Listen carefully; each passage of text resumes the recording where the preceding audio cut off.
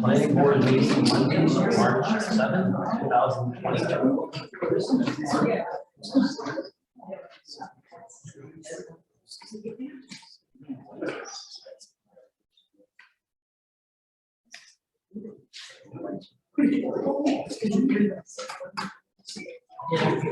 Oh, I know.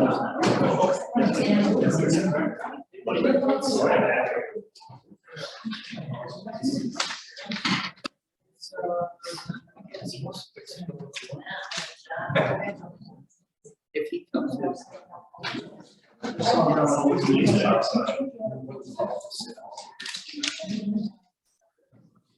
The best you can. I think we all try. I say.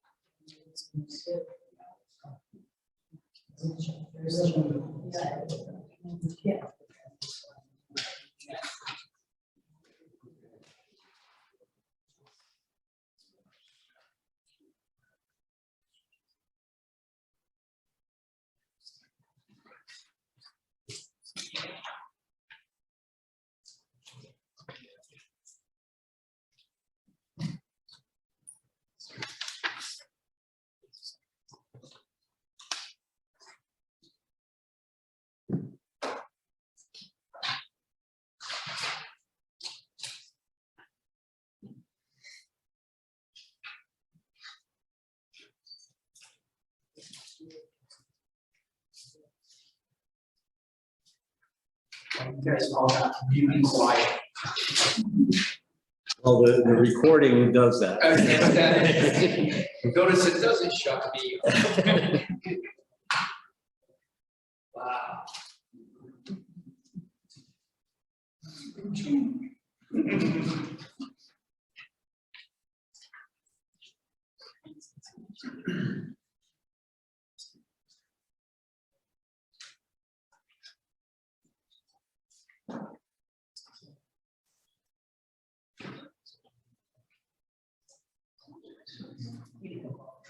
Yeah. Oh, you don't need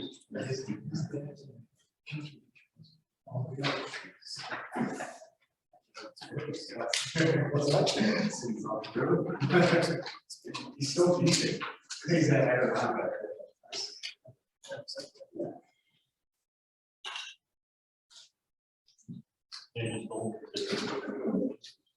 Red hand is finally made it.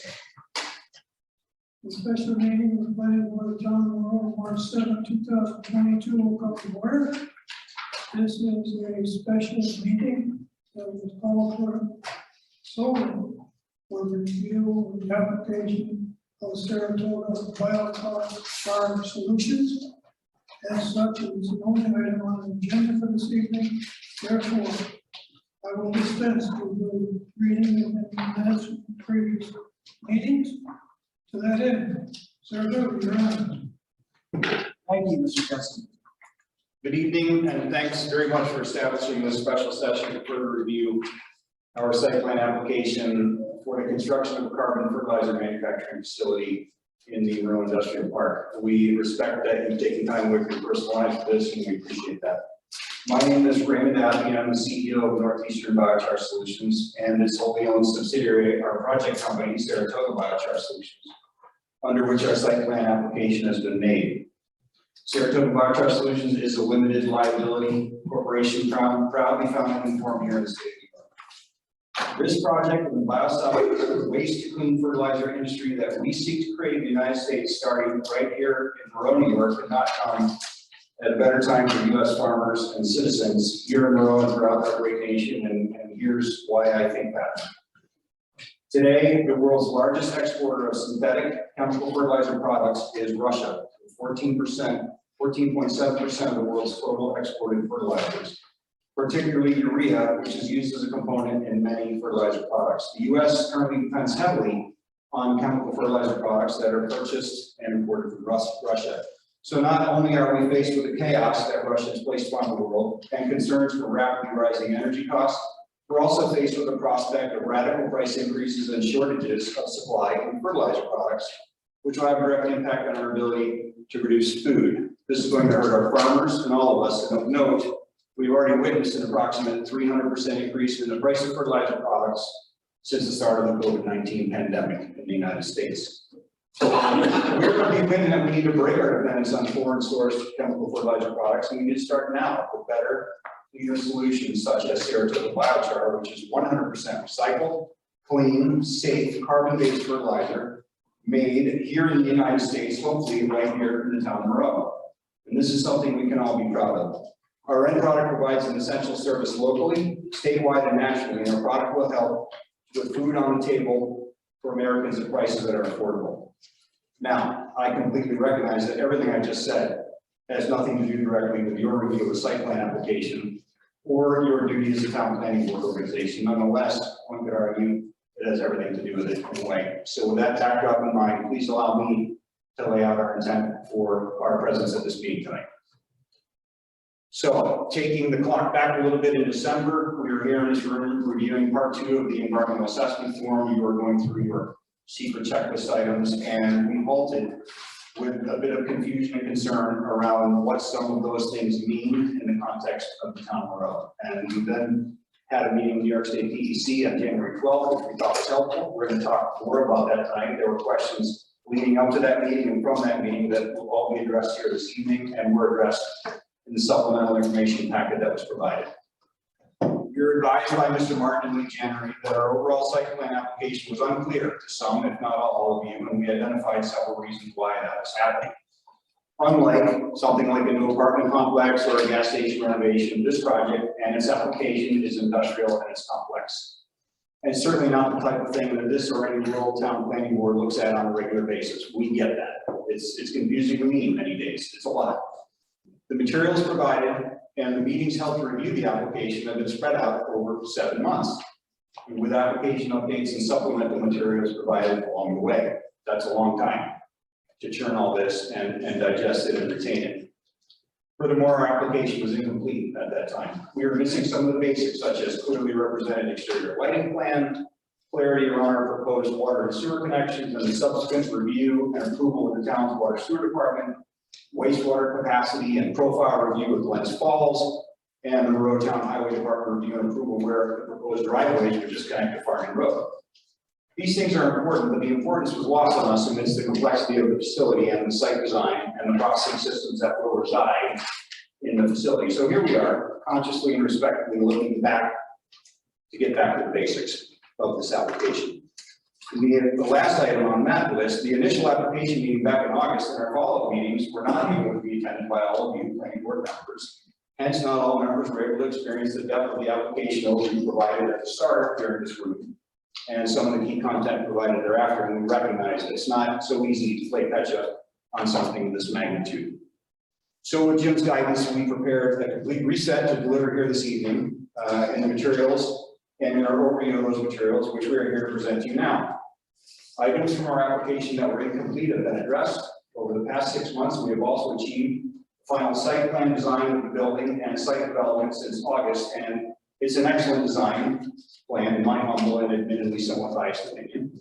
We have addressed all of the SEQA related topics and concerns expressed by various members and made clear that the various mitigations for those concerns demonstrate that no aspects of this proposed project present moderate to major environmental or human health impact to the town of Monroe. And our meeting via Zoom with New York State DEC on January 12th was very helpful for planning board members to understand how the environmental aspects of this project are overseen by the DEC, what are the relevant regulations that the DEC is responsible to uphold and enforce, and how the town remains informed and involved over time in that process.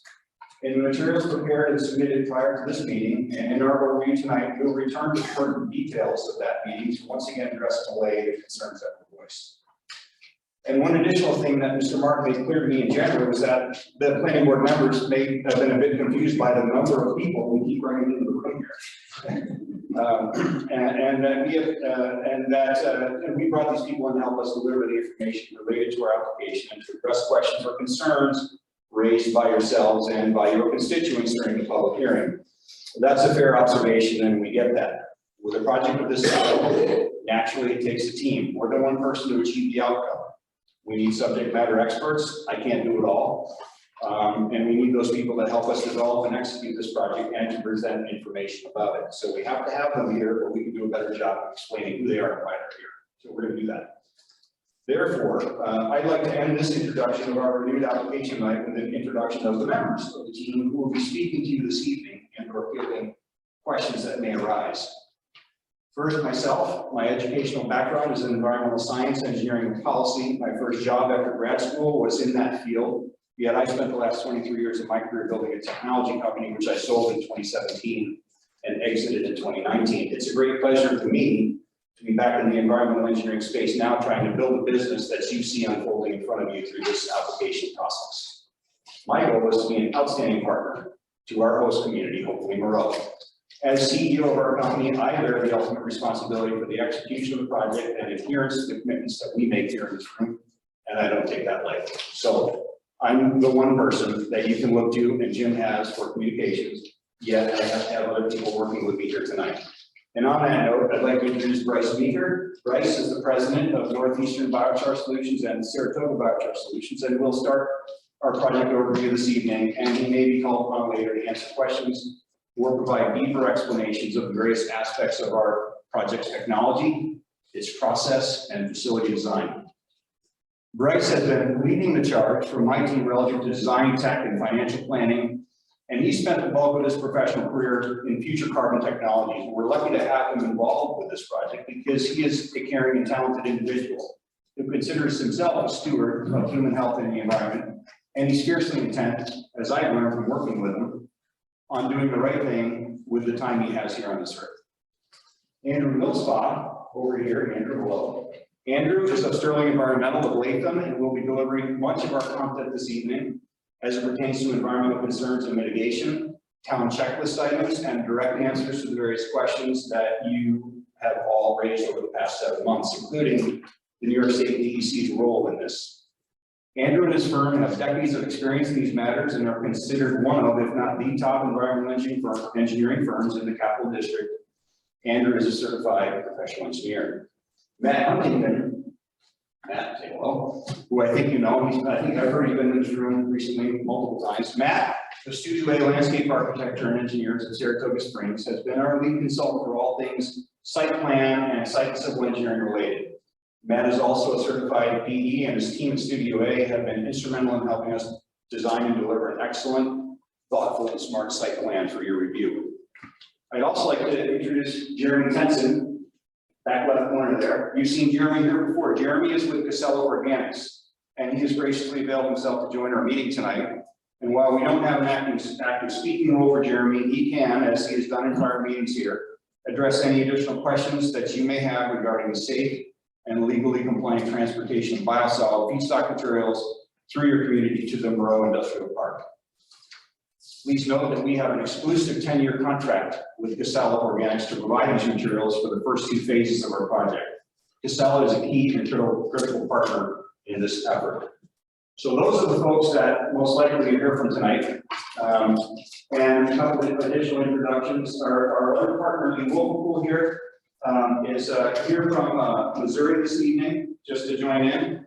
And we have our corporate counsel here, and we have David Carroll from Northeast Garden Consulting and Tori Riley from Saratoga Economic Development. Sorry, Charles, didn't throw your name out there. Charles UMass. And Sue Momberger, also from Sterling Environmental, and that's our team. And with that, I'd like to turn it over to Mr. Meeker. Thank you. It's very good to be here again. Appreciate your time. I know this is a special meeting for us, so very much appreciate you coming out. Last year when we introduced this, I think we compared I drew the analogy of the carbon cycle, a cow eating grass in a field and pooping in the field and stomping in the soil, you know, that's a natural carbon cycle. And that's kind of what we are really about here. I got a better analogy today here. Forest fires, okay? Where carbon's actually created in nature. So carbon in forest fires burn so hot, they create oxygen in certain environments. That's why it doesn't, that's why you still see a lot of. There's carbon there, there's unburned material.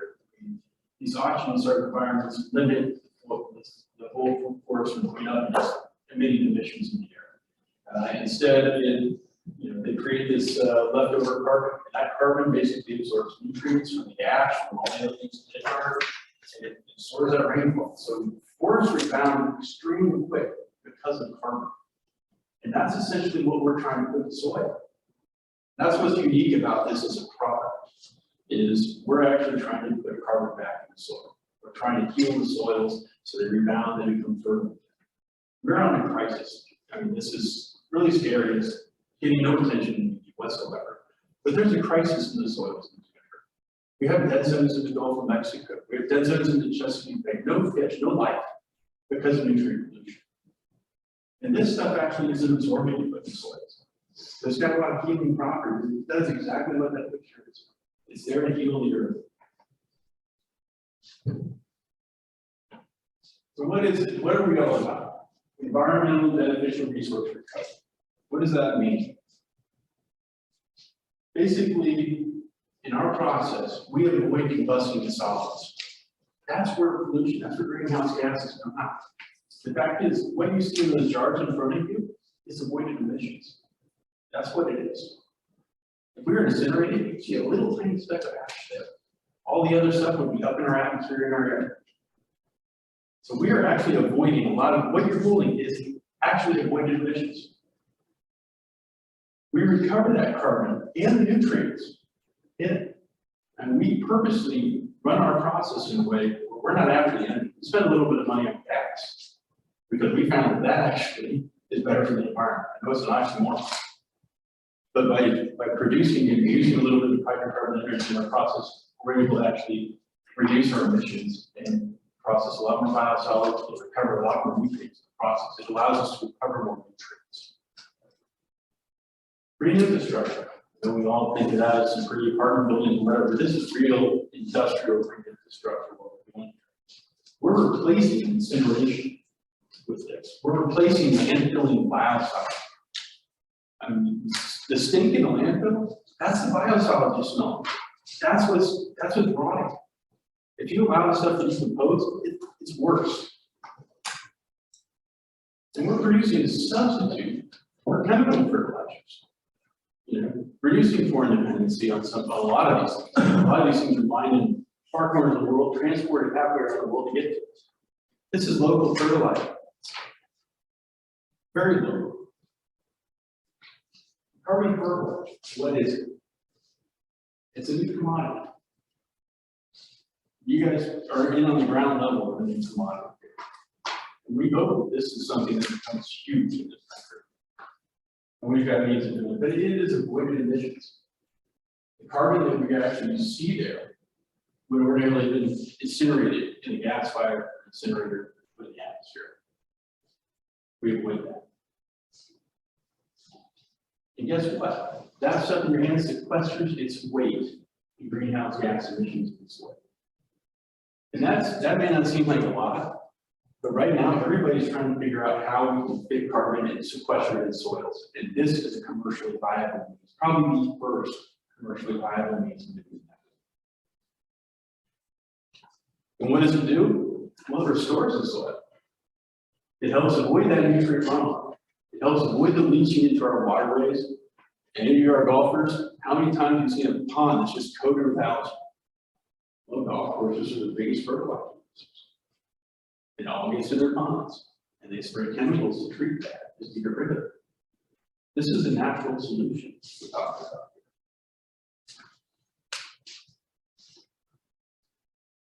So I've tried to narrow it down. You guys didn't want to spend a lot of time in introduction here.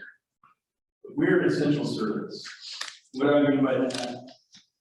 Biosolids disposal is a major source of greenhouse gas emissions in New York, and it's a material cost vehicle. I'm from Kansas City. It's amazing what you pay. I'm worth a third of the cost of getting rid of this material disposal. That's our view. This is the most expensive market nationwide for biosolids disposal. Why? Because you're exporting 25% of what you generate to other states, put their landfills.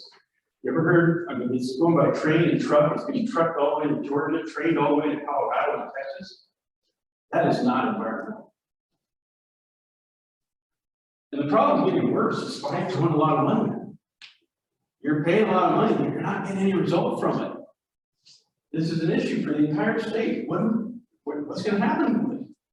You know, you can't stick your head in the sand. Landfills continue to close.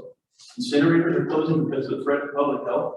The impact, the emissions from that are dangerous. It is a regulated air emission that these guys, and the greenhouse gas emissions are high. We achieved New York State's climate leadership with 80% max highest goals with this project. We're finding a better home for this material. That's when I find a beneficial use. This is it. This is the best we can find. We provide an essential commodity. As Gary mentioned, domestic fertilizer production is needed now more than ever. Unstable time. We've been through a lot with this project. We've become an essential service from day one because of COVID. Now we're becoming essential commodities because of our international problems. And I don't want to undermine the soil health in this country. It's changing. We've lost half the soil carbon pie. That's the best soils in the nation. Now it's running down the river. Nutrients are just, farmers use more every year to get the same results. And they have no idea where to go. It goes with the water to the ocean, to the sea, to the lakes. And we provide the essential greenhouse gas reduction. I mean, ultimately, if we're going to combat climate change, we need low carbon industry to replace the heavy emitters. And that's exactly what we're doing. We're replacing biosolids disposal, methane that flashes the atmosphere 23 times the CO2 coefficient of carbon dioxide. And the good thing is, the market pays for that. Voluntary carbon credits, Microsoft, Spotify, the big tech giants, they're buying carbon credits to offset their footprints. That means to us a lot. That helps us proliferate our technology, get it out there. It's a huge source of income for us as well. So I want you to rest assured that carbon dioxide emissions is kind of our bread and butter. We're trying to reduce it as much as possible because we get paid to do so by the carbon markets these days. And that's what this project is all about. It is a major point. We're trying to reduce emissions and income. So with that, I'd like to turn it over to Andrew, and he will walk you through the entire submittal we recently put into now. Thank you for your time. Thanks, Bryce. Thank you, Planning Board. I'm Andrew Mosco with Sterling Environmental Engineering. And of course, mentioned, I'm going to walk through the supplemental site plan submittal that we made February 23rd. I covered these first 5 bullet points here on the outline. Those are really focused based on direction from Jim Martin on how to adjust some of the loose ends or open items that were in the application documents. First being the basic application content, that being the planning board checklist to show where specific items are located in the text and on the drawings. And Matt will get into some of that when he shows you some of the updated plans. 2 is revisiting the Sarasota biochar manufacturing process to clearly and concisely describe for all board members who may not have been present at all the descriptions of what the process actually is for taking biosolids and wood waste and making the product that's in front of you, the biochar. 3rd is the seeker assessment. Back in the December 2021 meeting, the planning board went through part 2 of the full environmental assessment form. There were a couple of questions that had some open items that the planning board needed additional information before making a determination of significance, which led to follow-up meetings with the PDC and the supplemental submittal, which we feel have satisfied those needs. We'll discuss that. The 4th is staff notes from the planning board from the initial application back in July of 2021 was a list of items based on the application documents, getting a clear and concise response to those items. And then fifth, with questions that the planning board had to the DEC as part of that January 12, 2022 meeting, mostly related to the context of air emissions and how the thresholds that were on the part 2 of EAF related to making a determination of significance, and also the DEC's oversight role in the continued operational compliance of the facility. And then Bryce will come back for the conclusion and wrap up of the presentation. So the basic application content is submittal. There's now a full completed application checklist that adds the references to where everything is located in the application documents. As you may be familiar with projects that span months as designs unfold, there can be changes in information that's on the full environmental assessment form part 1. So we have updated that to make sure everything that is currently in the application document is accurately reflected on the part 1. And changes there are related to wastewater discharge. The air treatment system has evolved in its design to use more water, so those have been updated with the amount of water. And as Matt will discuss, there's the sewer connection been evaluated, and then also in the submittal, there's the letter from Glen Falls treatment plant evaluating and accepting the quantity of the wastewater. And then the second item on the full environmental assessment form part 1 is the actual air emissions in that section. And at the time of the application, the full air emissions estimates weren't completed. They have since been done, as went through during the part 2, but now been updated in the part 1, so you have the complete application. At this point, I will turn it over to Matt briefly to just run through some of the specific site plan application aspects that he worked on. Good evening, Matt Huntington. To start with, on the stormwater pollution prevention plan that was previously submitted, we received some comments back from the Verge, and those have been responded to. They're currently undergoing review with the Verge. The majority of them are kind of just housekeeping items, really.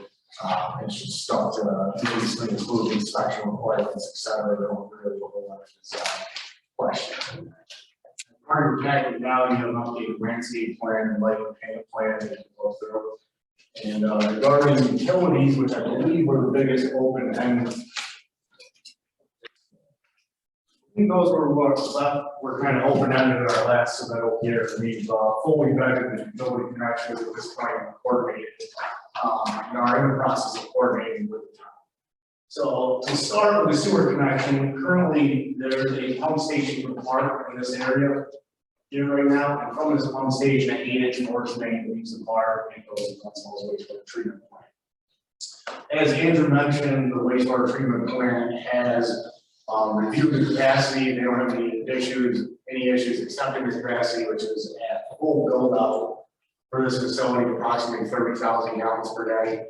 The town roads agreement with the plant is up to 150,000 gallons per day. So as you can see, we're well below that threshold. Additionally, as part of the Stearns and Wheeler report that was done for the park originally, the 8-inch force main and existing F1 sewer pumps that are within that pump station were able to handle a capacity up to about 500 gallons a minute. Our sewer demand is 23 gallons a minute here, so you can see we're all well under the infrastructure.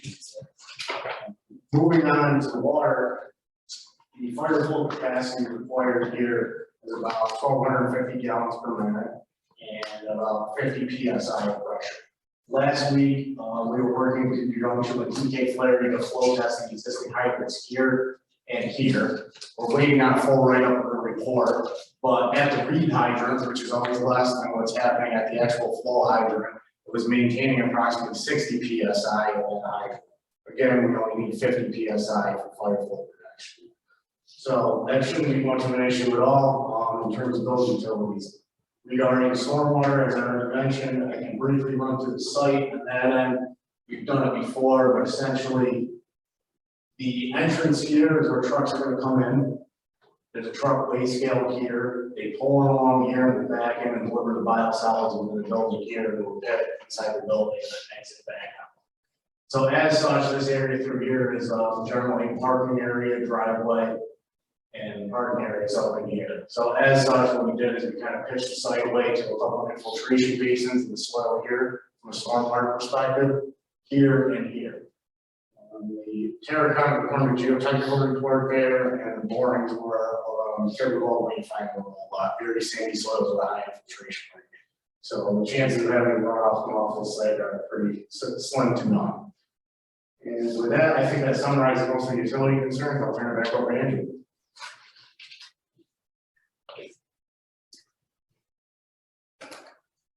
I think before we get back into the presentation, we'll just highlight the updated 3D rendering of the building. There were comments before about showing where the actual emission stacks are located on the building. You can see those now for the primary phase, and then for the future phase 2, phase 3 expansion. And with this layout, you can see the scale of the stack in relation to the building. It's a minor component of the overall building. Rises 25 feet above the top of the roof, and as shown there, is about a 2.5 foot diameter emission stack. And there are some minor other revisions, mostly cleaning up the roof lines of the overall building. We'll get into that a little more as we move on.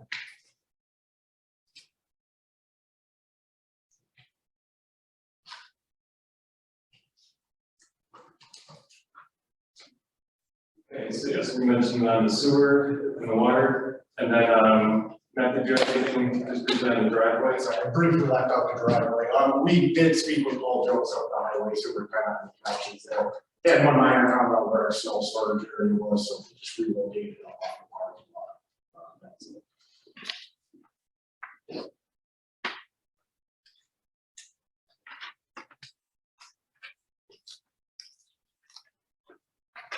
Just look at this drawing. So this is the same visual with some notes, and the numbers are just outlining the steps, and we'll go through the process of how the biosolids and the wood waste go from the feedstock to the end product of the biochar. So number one is the feedstock receiving. You'll see there's 3 truck bays there, 2 that have garage doors and 1 that is open. The 2 with the garage doors are the fully enclosed receiving areas for the biosolids, and that's the feedstock that could have odor associated with it. So all receiving is performed indoors, and that receiving area is under negative air pressure, so that all the air is extracted through the odor treatment systems. The open truck bay is where the wood waste gets deposited, and that gets it's under roof cover to get precipitation. And there's an electric grinder located in there that's shielded for noise and has a dust hood for dust collection. And that's to particle reduce the wood waste before going to step 2. The step 2 is the feedstock storage and processing, and that's where the wet biosolids and the resized wood waste get blended together to make a consistent feedstock. So there'll be monitoring of the moisture of the biosolids, so that the appropriate amount of wood feedstock can be blended in, so that the composition of the material going into the step 3 is uniform, as there may be variations in the biosolids, or based on the sources. Not huge variations, but there could be variations, and that's the purpose of having this blended component. From the step 2 to the step 3, and we'll get into a little more detail on the step 3 on some future slides. Step 3 is where the manufacturing takes place. That's where the conversion from the feedstock to the end product occurs. And that's where the wet biosolids and wood blended feedstock gets dried, goes through the pyrolysis reactor, and out of the reactor comes the biochar.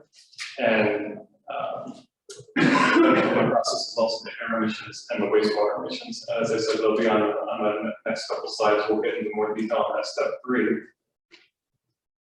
From the step 3 to the step 4 is where the manufactured biochar goes to either the bagging or the bulk storage.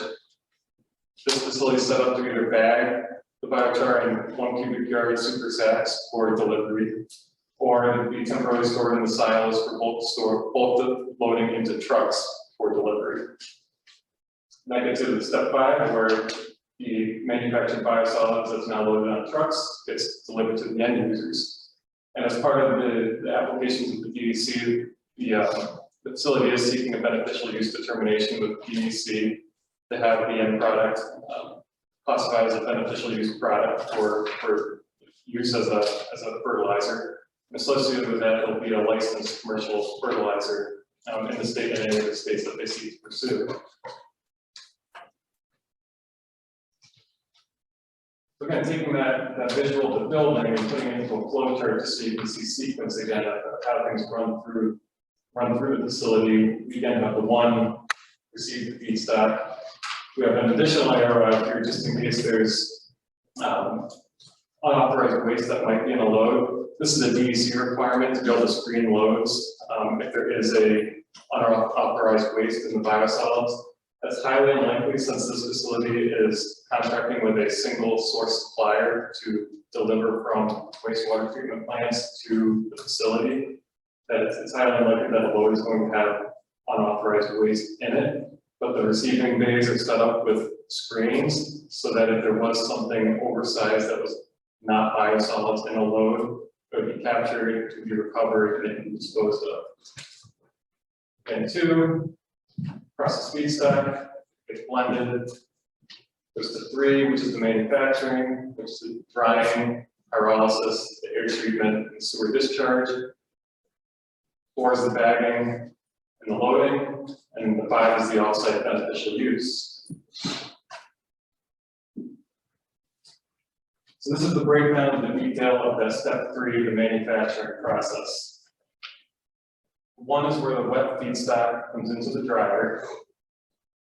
2 is where the feedstock goes through a rotary dryer, and that's where the moisture is just taken out of the product. It's just water coming out to reduce the moisture content.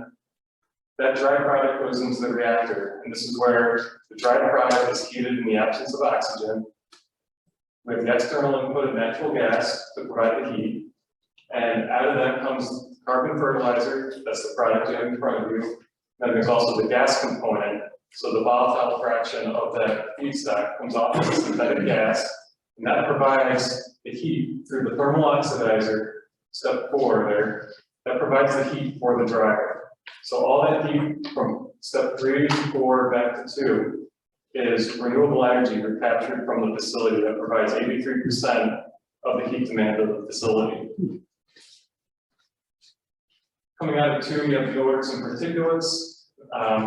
That process, the drying process, is where the odors and the dust come out of the process. So the air treatment, again, in this whole facility, all the enclosed portions are under negative air pressure. That air stream gets pulled through the air treatment process for the treatment of particulates, ammonia, SO2, and odors through the treatment train.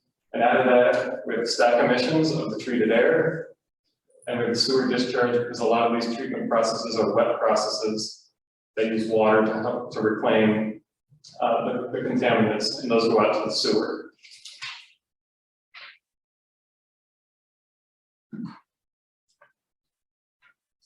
So for item 3, again, back in December, the planning board went through part 2 of the full environmental assessment form. There were 3 sections of the form that had areas that were selected as moderate, potentially moderate to large impact may occur. One of those was question 6, which related to air emissions. There was just the 4 items there, 6A, C, D, and E, which all had items where the project exceeds a screening threshold on the form. So the planning board accurately correctly selected moderate to large impact may occur. We went on and discussed with DEC that the facility design and the permit conditions that control the operations of this facility provide the mitigation so that these potential impacts are not significant and they're not adverse. Carbon dioxide emissions, the facility has to go through the Climate Leadership Community Protection Act review with DEC to meet the goals of reducing greenhouse gas emissions statewide. And as Bryce mentioned in the beginning, a lot of the current emissions associated with biosolids are the methane emissions associated with landfill disposal. This facility has CO2 emissions, but it doesn't have methane emissions. It's taking biosolids that are currently disposed of in a way that have a more significant greenhouse gas emission profile and processing it in a way that has a less significant greenhouse gas emission profile. In addition, there's the NOx emissions, which was above the 5 pounds per hour threshold of the item 6C. This is mitigated through the permit conditions, and they're not just permit conditions.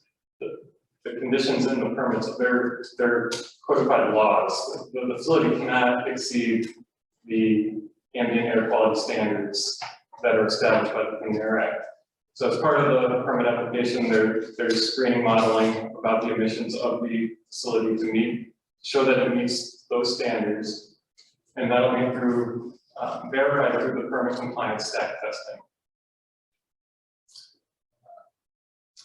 Lastly, there was 6E, which was about the receipt and management and thermal treatment of waste refuse. And this facility is a waste refuse thermal treatment processing facility, and it is subject to permits for solid waste handling from the DEC. Question 15 was about impacts on noise, odor, and light, and the specific one that was flagged by the planning board as potentially moderate to large impact was about odor. And this is mitigated through the facility design.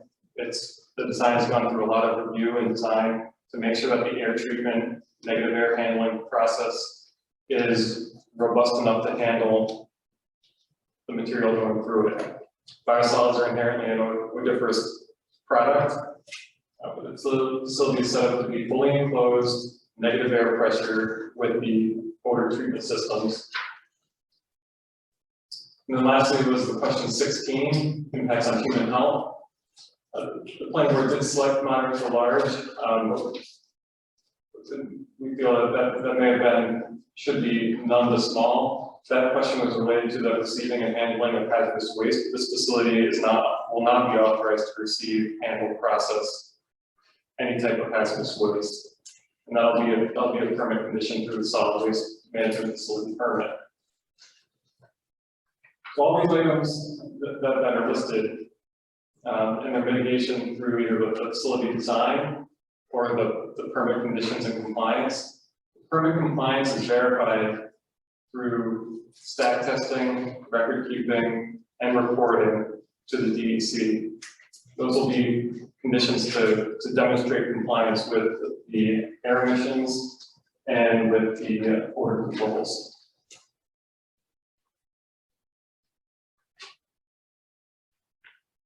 The fourth item was staff notes from the initial application in July 2021. And we didn't pull out all the items that were in the submittal, but highlighted some of the key ones. One of those was about the feedstock composition, as it's approved by the solid waste permit, and how uniform, how stable is it consistent over time, and the biosolids, as Bryce and Ray mentioned, they're contracting with a single source supplier, and it's coming from wastewater treatment plants that use a consistent processing treatment method. So the variability in the waste is not expected to be great. The key variability will be moisture content among sources, but that will be known so that if trucks coming in are from a source where they know that moisture content is 25%, and they know they have ones coming in with moisture content is 19%, they know that they can send one to the first bay, send one to the next bay, and have some control over the blending and the moisture control. Then they have the added ability of the wood feedstock to get that to the constant composition. Again, hazardous waste is not authorized. That's a permit condition. Second item was about the safe transportation and handling of feedstock. These trucks are all navigating the road network today. They're all out there safely bringing biosolids from treatment plants to end uses, landfills, compost yards. They're all out there now. What this application is seeking to do is put a new endpoint that they can come to. These trucks are all, DOT truck, DOT legal. In addition, they have to have DEC Part 364 permits, which has insurance requirements and operating requirements for the operators and the drivers. And again, this is going to follow the established approved local truck route that was established in the generic environmental impact statement for the industrial park.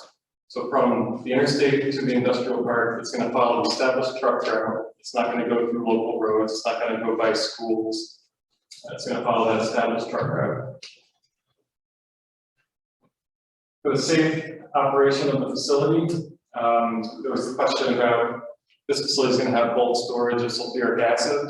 It needs to have a 5,000 gallon storage tank for the air treatment systems. That's a common, bulk storage is a common occurrence among industrial facilities, and DEC has a program for that. It's the chemical bulk storage program. It requires registration with the state, requires installation in accordance with specific design standards, and then it requires ongoing inspection and record keeping and renewal of those registrations with the DEC to ensure that it's a safe operation. Then there's approved plans that are associated with the facility manuals that get prepared for the operations. That includes training plans and contingency plans. A requirement of the DEC permits is to share the facility documents with the local emergency response and to have at least annually an on-site informational with the emergency responders so that they're familiar with the layout, familiar with the materials that are stored on site, and know what to do with it if they're ever called to an emergency at the facility. And then lastly, there was again, asking for clarity on the air emission specifications. And as we showed on the prior slides, the static location and heights have been added to the design drawings, both on the 3D rendering and on the section views, showing the stack height 25 feet above the top of the roof line.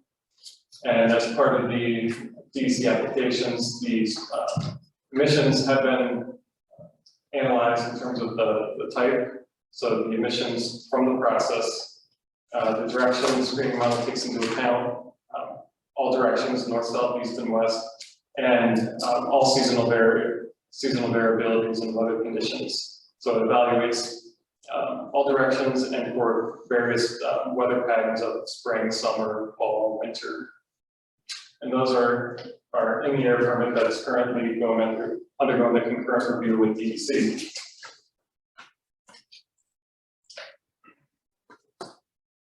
So this just highlights that point about the truck traffic. Again, it's limited to 6 a.m. to 6 p.m. Monday through Saturday, up to 50 trucks per day. And for context, the GEIS did have a screening threshold, and in that document, it allocated 10 trucks per hour per acre.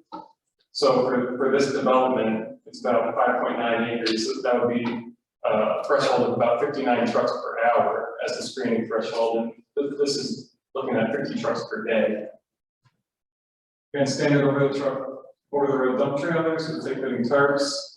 Any specific questions, I'm sure Jeremy can go into great detail on the trucking, if anyone has questions on that. And again, this is the truck route that is established in the environmental impact statement for the industrial park to go from the interstate to the park.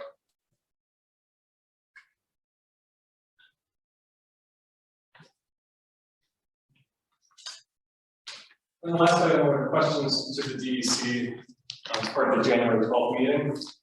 Those really focused on the context of the air emissions and their oversight role in the compliance of the facility. One being that screening threshold that was in the part 2, it had a screening threshold of 1,000, the 1,000 tons per year. And this facility is upwards of close to the 100,000 tons per year threshold. And again, that's a screening threshold to be able to screen out projects that clearly don't have a potential impact with those that may need additional evaluation. So this was above the 1,000 ton per year threshold, but the potential impacts are mitigated through the environmental review that is undertaken by the DEC. Ongoing compliance of the operating facility. The question of the town is notified of complaints that are made to the DEC. Typically, DEC doesn't go out of their way to notify towns, but the town can make a condition of their approval that they get copied on the correspondence that's made to the DEC if there were complaints. Permit renewal notifications, air permits are on a 10-year renewal basis. Applications of strict renewals are type 2 actions under seeker, so they don't go under the coordinated review if there's no change to the facility, and it's just a renewal of an application. Those get posted publicly on the environmental news bulletin.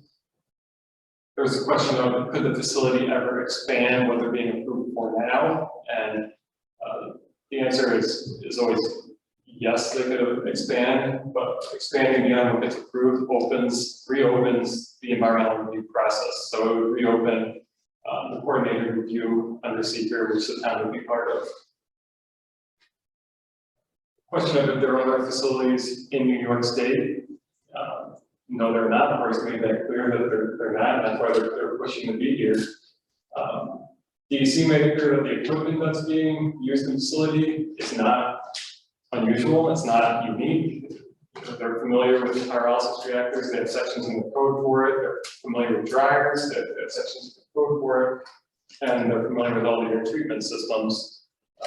They're all covered under the air permit regulations. So they're familiar with all the parts and the pieces, and they do fit into the regulations. They have not permitted one of these in the state, which is why they're giving it their thorough review. And it's concurrently going on right now. And lastly, there was the question about the offsite vegetation for noise mitigation. We did account for some of the offsite vegetative buffer as attenuation for noise that could be from the facility. DEC said they wouldn't advise considering that if that land isn't under the control of the applicants. We did take that out of the analysis. Going through the generic environmental impact statement, there is a 100-foot minimum conservation easement that is established around the industrial park. So there will be nothing permanent, but there will be a section of vegetative buffer that is preserved around the industrial park.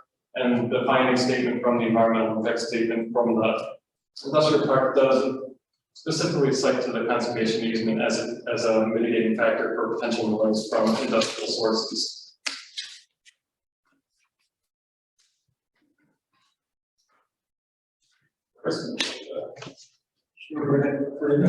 Maybe right now is probably a good time to ask questions right off. If you have to ask any questions on the process. I have one on the DEC bulk storage. Yes. That's not a permit, though, right? It's just their best management practices. No, well, it's not they call it a registration. Okay. So it's not a permit, but it is something that you have to actually apply, you have to come look at, and you get a certificate that has to be mounted on the wall next to all your approvals. Yeah. And so you have to keep those records. That Yep, those all have to be maintained also. and say the industrial park fills up, do you have to notify adjacent users that you have this chemical, or is that just part of your registration? That would just be part of the registration. I mean, I know the other facility that's in the industrial park now has bulk storage, so I don't know if they notify others, but Yeah. it's not an uncommon occurrence. You've mentioned CLCPA a lot, and it's not being outright said, but natural gas is not in good favor in New York State. What if, I know they're not talking about a moratorium or anything, but you're gonna operate for a while. What if that readily available heat source is not present anymore to your needs? Would you have any thoughts on that? Would you just try to change another gas method or kind of go with the technology? We can't do all electric, Okay. but we are very minor gas users. Okay. I mean, we're like 5 MMBTUs per production. It's Okay. not much. So we don't anticipate any gas issues. Okay. We've already talked to the gas company. They had a couple closures in the last 4 months or so. Yeah. So there's adequate capacity. And Yeah. Once we're on. The Okay. Yeah, just, I'm in that It world. is a very minor amount of gas. Yeah. Quite frankly, we use it only in our kiln to ensure the process is spot on. Okay. Syngas is variable in content, can vary a little bit. We want to keep a very consistent process. Okay. As well as just to make sure we're not, burning carbon. Yeah. It helps us keep, I guess the key point on that is if you burn the carbon, you can't power emissions. and bring a little bit of natural gas. Yeah, I mean, we've looked at that balance and we found it to be more favorable, to just use a little bit of natural gas. I personally prefer not to. Okay. In fact, we originally set out to do this, but it's, you know, yes, It's it's the process of message being that robust. stays every now and Yeah, it's more the interest of being robust and ensuring that this thing is just working perfectly. Meredith, two other options with that. Bryce mentioned we could go all electric. We also have the option if we needed to bring in natural gas or convert to propane and just bring it in. We'd rather not be more expensive. Obviously, the pipe's already in the ground. Right now, we know it can serve our needs. We'd like it to stay that way. But if something changed, we have workarounds. We know how to make gas too, if we need to. We can always go that route. No, it's, you see what the state is saying, but you also see it's, I work for National Grid. Okay. The user is not stopping. So it's, Yeah. it's a big conflict that to deal with all the So time. you can appreciate the fact that 5 MBTUs an hour is. Yeah, exactly. So. Just wanted to ask you about that. Well, we look at sites in the areas that don't have gas, and that's what spawns to looking good. It's possible, it's a lot more capital investment, Okay. and electricity is a lot more expensive to operate. So. Okay. Any more questions? Questions. In the package we got last week, we got a new site plan application. And we have an updated layout. And the information has changed, and so I'm a little bit confused about things like, water and wastewater requirements. Water increased, water requirements increased from 10,500 to 30,000 gallons per day. So, I think that was just. Yeah, that's my error, I'll take over. That was my error. Initially, in our initial application, I think we put an hour on this, like daily figuring for water discharge. But basically, water coming in should equal water coming out. It's just going through wet scrubber, and it's very light impact on water. I mean, it's very acceptable discharge. In fact, I can comment a little further on that. The only difficult discharge that they could potentially have is coming from the ammonia scrubber, which a lot of biosolids prior to we have it requires the extra cautious odors, quite frankly. But the ammonia scrubber is one that requires sulfuric acid. And that's also another thing I prefer not to touch. But what we decided to do with that is we'd rather keep the odors down, use the ammonia scrubber. But what we've done is that sulfuric acid reacts with the gas to create ammonium sulfate, which is okay. So we take that fertilizer and we put it in parts. We have to hydrate part of something. to get back to the question, you're going to be using over 30,000 gallons per day of water. That's with all 3 facilities. That's what, 10 days ago. So was the number before, in the form we saw, the 10,000 number just for the first phase? Yeah, I'm in the first phase. Okay, is that true, the wastewater requirement too, that went from 1,500 to 29? Yeah, that's the mistake. It was an hourly figure of the wastewater. That process. The wastewater is incorrectly is an hourly figure, it's a daily figure in our initial. And then the prior site application, like you had a building 34,000 square feet. And then new application, it looks like phase 1 is almost 32,000 square feet. And then they're totally built out, it's going to be almost 50,000 square feet. Is that right? I think the interior space is around 17,000, and then we have an interior space in the building with the inside. The extra storage areas we've added, we have increased the size of the wood area because it made a lot more sense to construct the building. Where it fits and everything. We've gone through a whole building process. Find it substantially. At this point, it's impossible. Okay, so the first phase was about 31,000 to 32,000 square feet. And if we fully build out, it's going to be 39,000. Okay, I think it's Yeah, right, that's including roof area, that's roof area. that's roof area, I think. Not in building area like our rent building, I think first phase is around 17,000, 18,000 square feet inside. The areas outside are more roof area storage for wood waste, mainly that's the biggest one. We have a small area outside that easier to talk about. And the site plan So, both before and currently does not set out dimensions for buildings. well, we have this, and we're happy to give you any further dimensions required. But this is really the area that's kind of grown a lot. A lot of this is the area where the pit, we decided it was just restructure the building. But, we have supports going on here. Supports are better for snow load or anything else. But it's just some design aspects we've had this, but we just ended up covering that whole side of the building. This whole area here down, it's all outdoors, under roof. This is another small area where it's outdoors under the roof where backup generator is going to go. So we really just fine tuned the design on that. I'd say we've got the internal square footage down. And we just have a lot of outdoor area for storing materials maybe. And then processing those just with wood waste. And let me reiterate, the wood waste is almost entirely optional. We don't need to do it. It helps with the process. It helps produce a better product. The energy balance. Gas. But by and large, it's also community service. We anticipate taking a lot of brushwood, stuff that's bark, a lot of storm leaves from the county, the town here, and the towns in the area. It's a small capacity, but it's not a full big percentage we need. It's a small waste stream. We focus on waste, not so that things that are available waste use there. It's it's available and it's problematic. They're just, we're trying to basically solve another minor problem, but it's a major problem to us also. So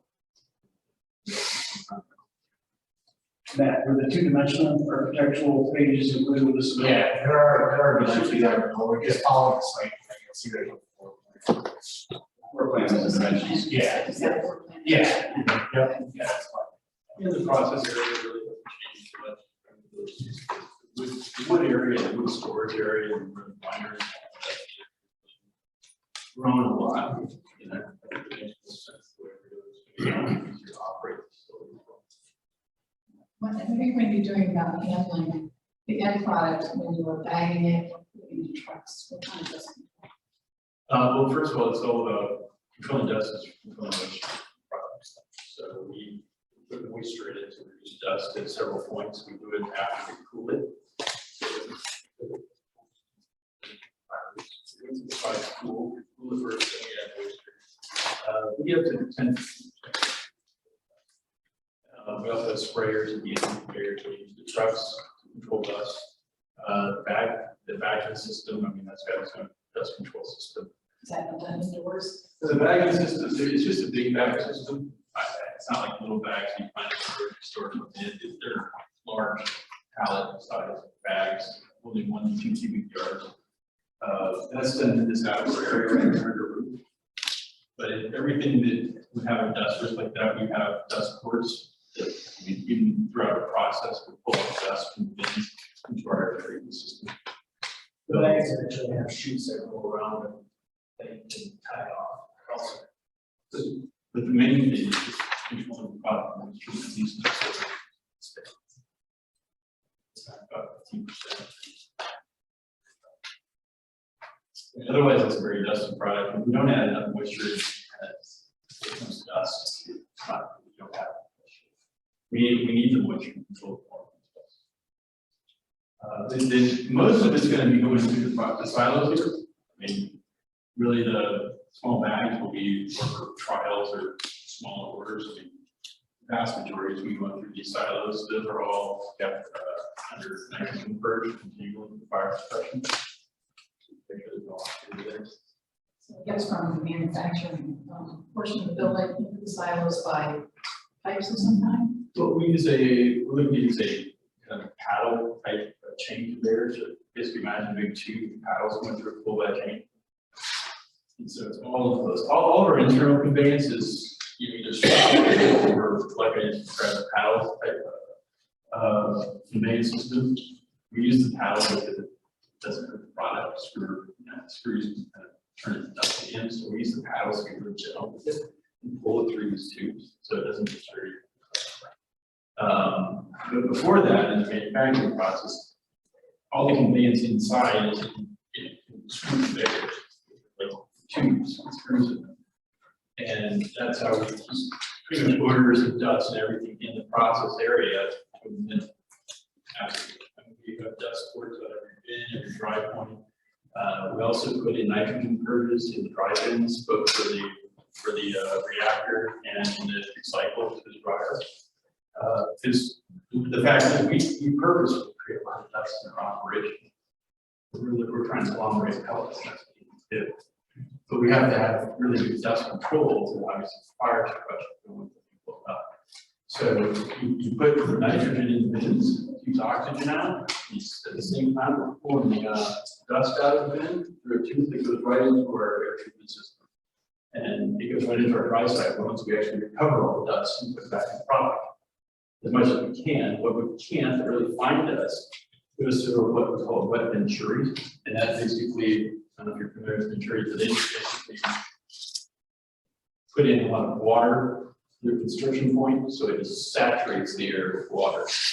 And that causes little micro dust particles to get into the water stream, but that's where we have sewer discharge. That's our main sewer discharge, is the dust that we can't recycle into the process. But everything we capture in our air cycle, we bring right back and we use that product back in our products. So we have very no waste really for solid waste treatment facility. It's all sewer system. I think it's minor. Yeah, I'm gonna ask just one last question, because I'm sure this board members have questions as well. Do you have an emergency response plan? What kind of emergencies are you working? I mean, the biggest risk in any kind of facility that has fire involved is fire risk. But we basically have a liquid nitrogen tank on site with a massive evaporator to purge the kiln, specifically for that one purpose. And we're talking a liquid nitrogen tank with an evaporator just to purge the kiln with fire. That's where the biggest potential issue is if there's air gets into that oxygen-free environment that we're talking about. But to prevent air from getting into that oxygen-free environment, we purge every seal going into it, nitrogen, so that oxygen. And if it does, what happens? If it does, liquid nitrogen comes in and floods the system without fire. It's all in a sealed environment. And if it doesn't work, what happens? Well, that's the problem. Nitrogen is the best way to cycle out any flame in fire. Like if you're in a kiln or a boiler situation, that's what's typically used. Liquid nitrogen pretty much that's the main use. We also generate nitrogen on site, so we're not using off-site transportation.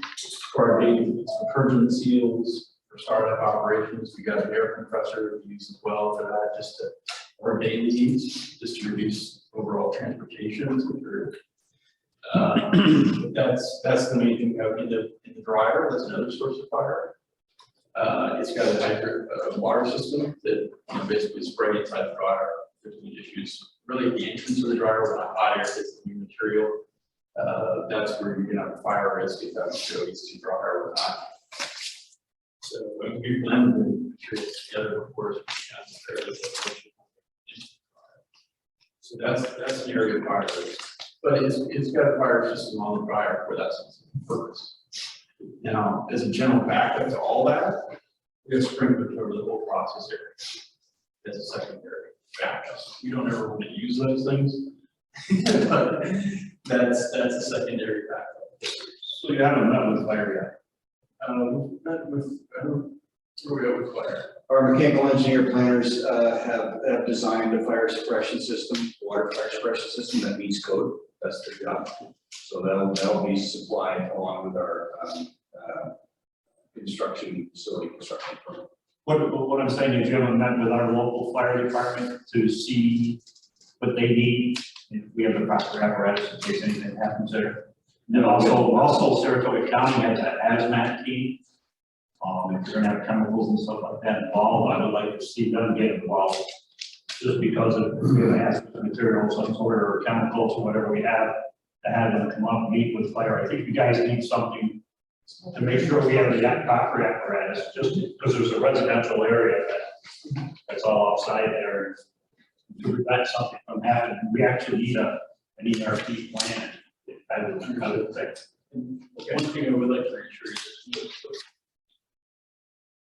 And again, they're the professionals, and if, if they're okay with it, then I'm okay with it.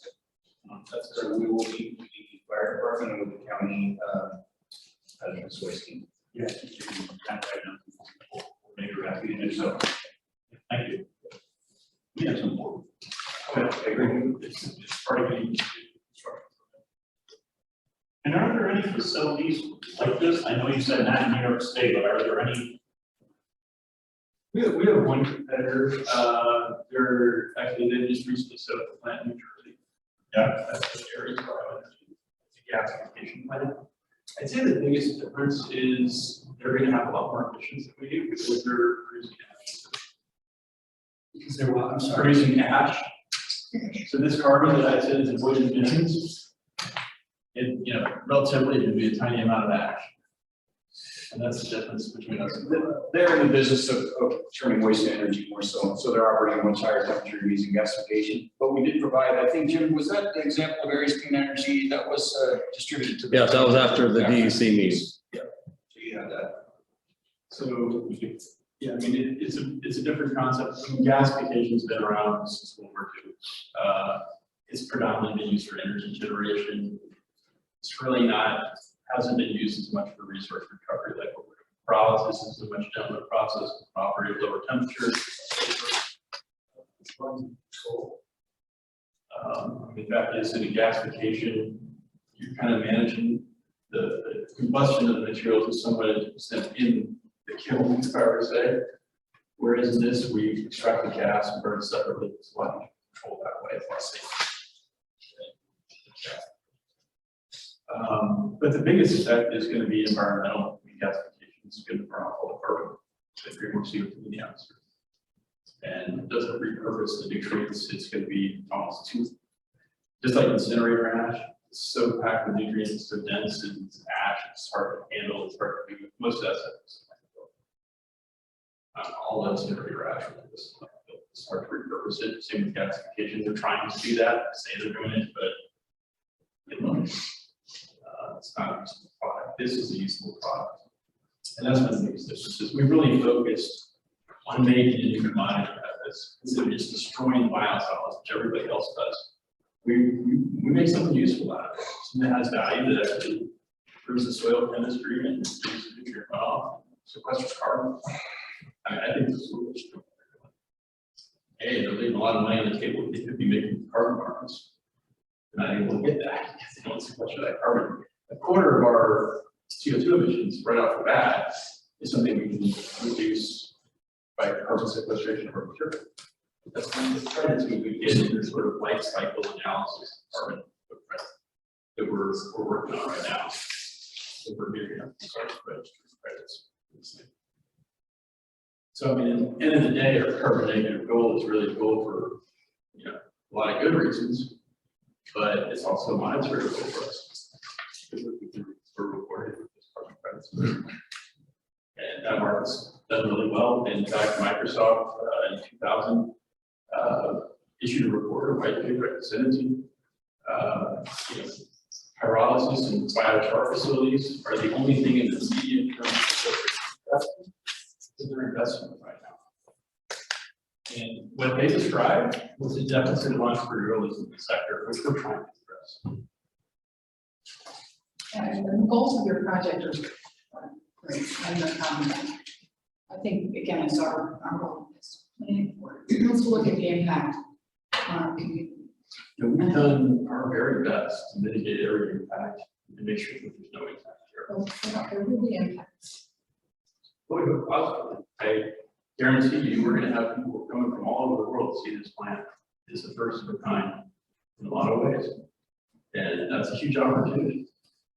Look at it from a positive perspective. That's people coming to Burrell to see something that isn't. Yeah, if I may jump off of your, where you're at with this. It was brought up in your presentation that question 16, impact on human health, was mostly about hazmat. I don't remember that. Remember that the major concern was air quality.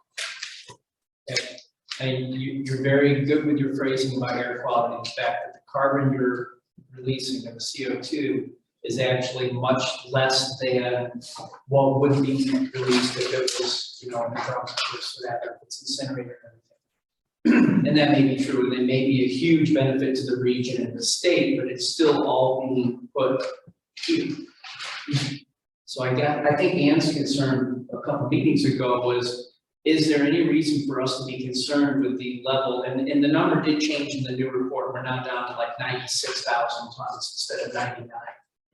Okay, that's for the full build out, and it's still, I understand it's still kind of fluid, and we're gonna have a phased build out, so if the first phase comes in and you find it's a little more, that may change the plans of how many phases you build, we get that. The question is should we expect some type of negative impact from that level of CO2 emissions? I believe at the last meeting we had here about this, there was mentioned the emissions coming from the trash burning plant, the Foster Wheeler, whatever it's called now, the Liberator, whatever, over at Glens Falls. Now, I understand that at the moment they're burning municipal waste from Glens Falls. Pretty much the business model. Electricity generation is not even really a big deal for them at the moment. They were only at like 69,000, if I understood correctly from you guys. I don't have those numbers, but it was brought up during that presentation. So 96 is pretty big. We did hear from DEC that it's permitted, and they did mention that they'll be reviewing the permit, but it's not like a weekly, monthly, or even yearly process, right? We're talking, you know, every 10 years or something, if I remember correctly. Every 10 years is the permit renewal process. There has to be emissions reporting annually as part of the permit So compliance. once a year, that report goes in. We don't even necessarily, as a town, receive a report of that. That goes all through DEC. You certainly could request that the applicant supply you with all reports. If I understand it correctly, DEC also said that it's not released to the surrounding communities, either, the report. Well, the reports, everything that gets submitted is public information, so they don't get distributed. Okay. Right. So it's not sent out. Right, it's not sent out, but it's all publicly available. The other important distinction that was newsworthy to me during that meeting was that carbon threshold is not a health concern. It is an environmental concern. Yes. It's And in my opinion, that is extremely arbitrary. I mean, there was no, the guy came right out and said there's no science behind that 100,000 threshold. Well, It's an environmental concern of a extremely nebulous nature.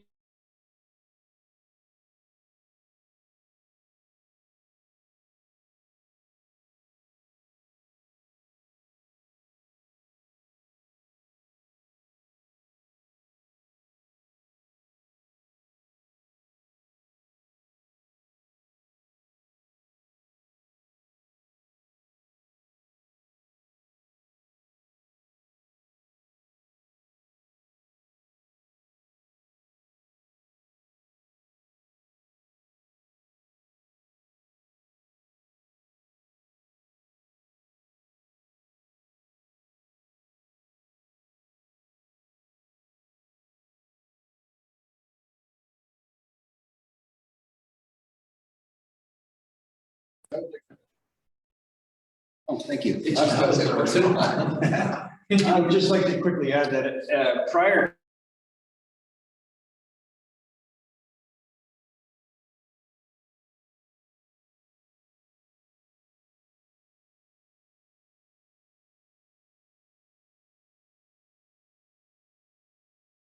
we got translated to hazardous material, but the question was, is this hazardous? And I thought on that call, you know, the folks at Region 5 DEC were trying to try to put some context around what that 100,000 ton limit is, and I understand it was, you know, it is